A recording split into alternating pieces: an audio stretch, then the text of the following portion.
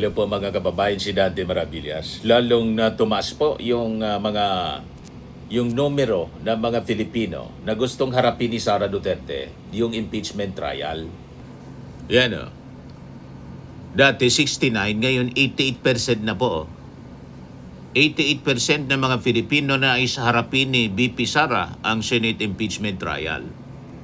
So sabi dito sa report ng DCMM, lumabas sa bagong survey ng Tangere na 88% ng mga Filipino ang nais na harapin ni Vice President Sara Duterte ang impeachment trial sa Senado. Kapag 88% na ng mga Filipino ang nagsasabing humarap ka sa impeachment trial, hindi na yan simpleng opinion lang ng iilan. Hatol na yan ng public conscience na sawa na sa palusot, sawa na sa pa-victim at sawa na sa style na laging may script pero walang sagot, ayon kay Deputy Speaker Paulo Ortega IV. Hindi po pwedeng umiwas si Sara Duterte. Kailangan talaga harapin niya. Lalong lumalakas yung duda ng publiko na talagang guilty si Sara Duterte. And this time, pinag-uusapan nga po ang posibleng lusot ni Sara, ng kampo ni Sara. Pinag-isipan na siguro na mag-resign na lang si Sara. Yun na lang siguro ang iniisip ng kanyang kampo, ng kanyang mga abogado kasi pati yung kanyang mga abogado, hirap na hirap. Di ba? Ang daming abogado ni Sara pero hirap na hirap ipagtanggol si Sara. Di ba? So ang topic natin ngayon yung possible preemptive resignation, mga kababayan, ni Sara Duterte. Pero sabi po ng mga nakakaunawa, ang possible na pag-resign, mga kababayan, ni Sara Duterte, hindi po siya escape button. Hindi siya immunity. So kapag kasi, mga kababayan, ang issue ay korupsyon, hindi maipaliwanag na yaman at bilyon-bilyong mga anomalya tulad ng na-detect ng AMLAC, ang simpleng pag-alis sa pwesto, mga kababayan, ay wala pong binabago sa pananagutan, accountability. So kung ang plano ni Sara, yun ang kinukonsider ng kanyang mga advisors at abogado, ay mag-resign para makaiwas, mali po yung basa sa batas. Dahil po sa ilalim ng batas, ang accountability po, mga kababayan, ay sumusunod doon sa ginawa. Hindi doon sa posisyon, mga kababayan.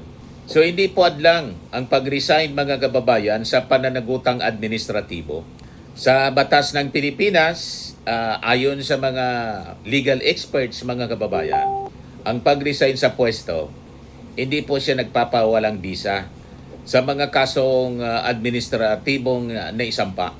Naisampa na habang ang isang opisyal, mga kababayan, ay nasa serbisyo pa. Ang legal na basihan yan, mga kababayan, ayon sa mga legal experts, yung naging desisyon ng Supreme Court sa Office of the Ombudsman versus Andutan Jr. Ang jurisdiksyon ng Ombudsman ay hindi nawawala dahil lamang sa pagbitiw sa tungkulin ng isang opisyal. Yung resignation is not a way out to evade administrative liability. Ang pananagutan daw sa batas ay nakakabit sa ginawa nung nasa serbisyo pa. Kaya hindi ito matatakasan ng simpleng pag-alis sa pwesto. Tapos, walang takas, madaling sabi, mga kababayan.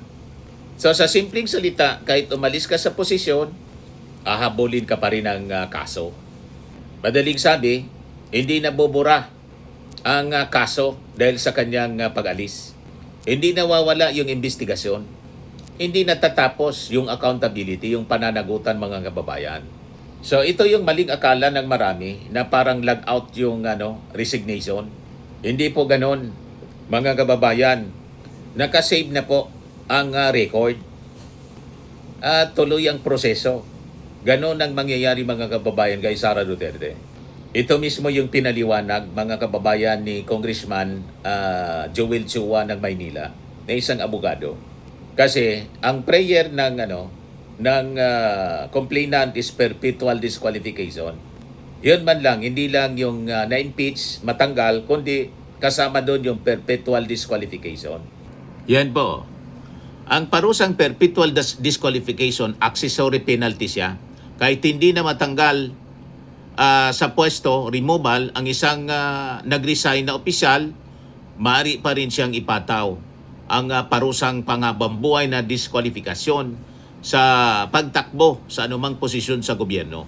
Ang legal na basihan nito sa ilalim ng Rules of Procedure of the Office of the Ombudsman, ang dismissal mula sa serbisyo ay may kasamang accessory penalty, mga kababayan, na perpetual disqualification to hold office at forfeiture of benefits. So ito yung pinakamahalagang punto, mga kababayan, na hindi kayang takasan. Hindi mo kailangang ma-dismiss para ma-disqualify. Kahit resign ka, pwede ka pa rin pagbawalang habang buhay. Meaning, hindi ka na kailangan, hindi ka na pwedeng tumakbo kailan pa man, kahit kailan, I mean. Kaya kung guilty ka, tapos na yung political career mo. Iyon ang mga kababayan, destiny ni Sara Duterte. Ngayon, bakit niya Mr. Maravillas ganun? Ang layunin po kasi ng impeachment ay para proteksyonan ang Estado. Kung aya ng isang opisyal na mag-resign na lang para makatakbo uli, mababaliwala po yung diwa ng accountability na itinakda po ng saligang batas. Hindi po pwedeng gawing exit strategy kung yun ang iniisip ni Sara ng kanyang kampo para mag-resign na lang, para takasan yung impeachment. Hindi pwedeng ganon. Kasi po yung impeachment, hindi lang yun dinisinyo para tanggalin ka. Ito ay para pigilan kang bumalik. Protection po siya, mga kababayan ng publiko, laban sa repeat offenders. Kasi maulit lang.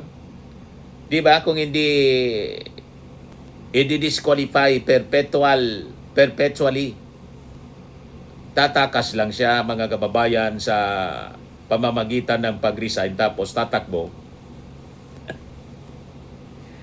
Maulit, di ba? Kaya malinaw, mga kababayan, yung prinsipyo dito.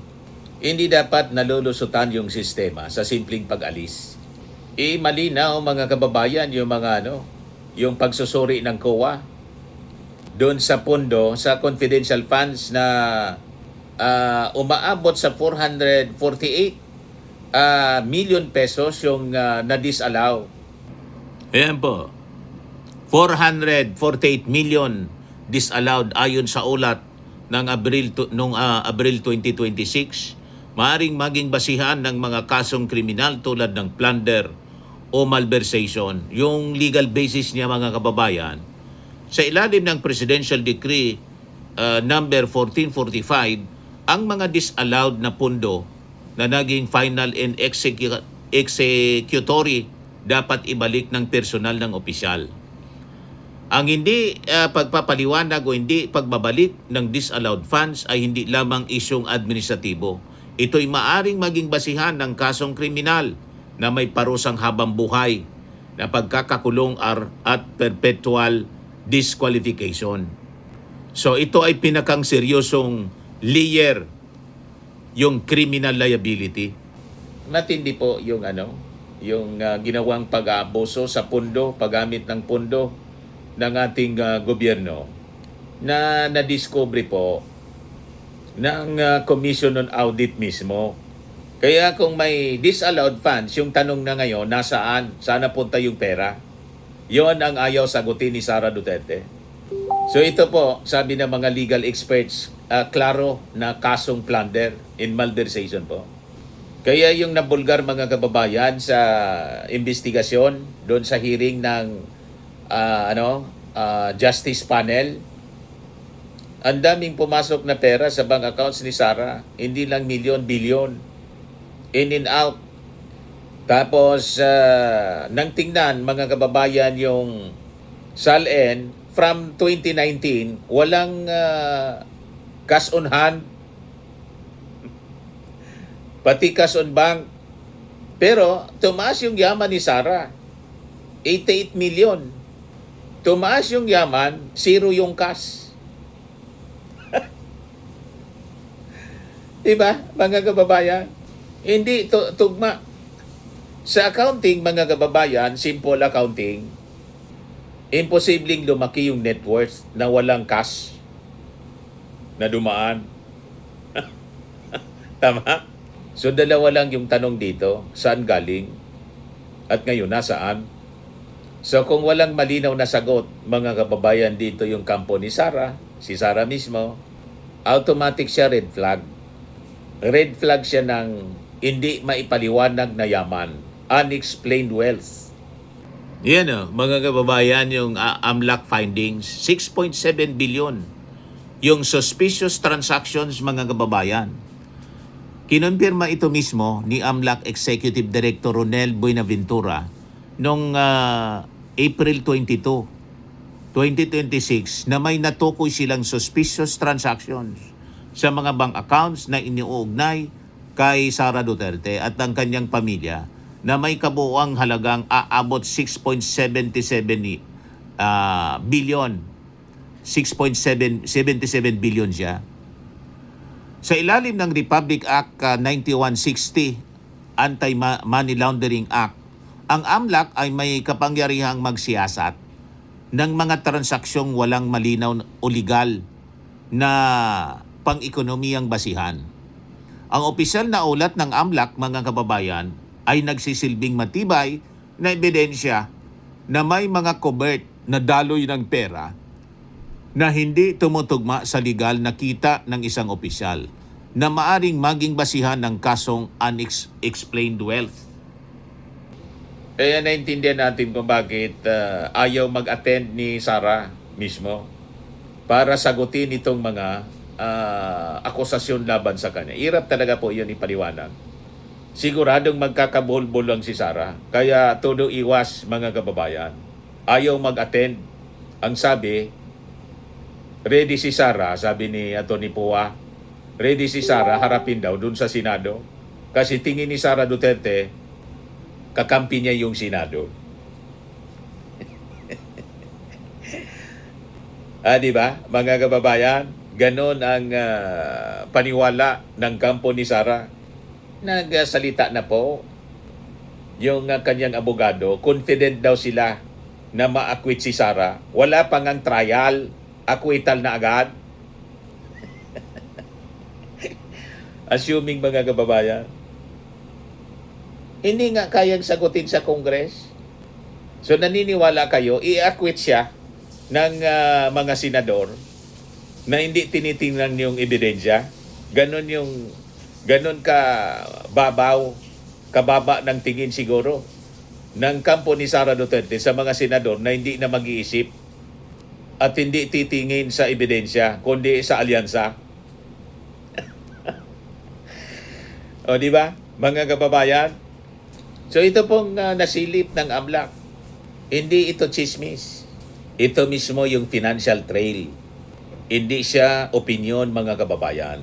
AMLAC na yung nagsasalita. Suspicious, mga kababayan, sabi ng AMLAC, nang ibig sabihin, walang malinaw na source. Hindi tugma sa income. Posibleng money laundering. At ang halaga, hindi lang milyon, bilyon, 6.7 billion. Kaya yung mga nagsasabing simple lang ang mga Duterte, bilyonaryo po, multi-billionaire. Kaya ang sinasabi ni Digong na walang pera, paano walang pera? Paano yung pambayad sa mga abogado kung walang pera? Kay Digong, kay Kaufman, ang sabi 150 million. At si Sara, kaya niya na mag-world tour gamit yung sariling pera. O, di ba? Yun pa lang, mga kababayan, malinaw na talagang marami silang pera.